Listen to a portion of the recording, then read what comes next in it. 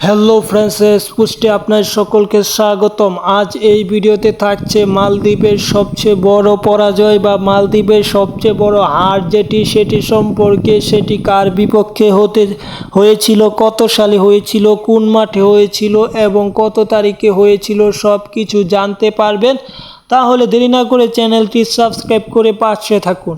সেই ম্যাচটি দামেস্কোতে হয়েছিল, সিরিয়ার মাঠে অনুষ্ঠিত হয়েছিল। ম্যাচটি 2 জুন 1997 সালে অনুষ্ঠিত হয়েছিল। যেই ম্যাচটিতে মালদ্বীপ মুখোমুখি হয়েছিল এশিয়ার জায়ান্ট ইরানের বিপক্ষে। সেই ম্যাচটিতে ইরানের বিপক্ষে অনেকগুলো গোল খায়, প্রায় 1.5 ডজন গোল খায়। মোটামুটি সেই ম্যাচটিতে 17-0 গোলের ব্যবধানে হারে মালদ্বীপ এবং 17-0 গোলের ব্যবধানে হেরে এখন পর্যন্ত নিজেদের ইতিহাসের সবচেয়ে বড় পরাজয়টা এই ইরানের বিপক্ষেই তারা হেরেছে, যেটি 9-0 গোলের ব্যবধানে।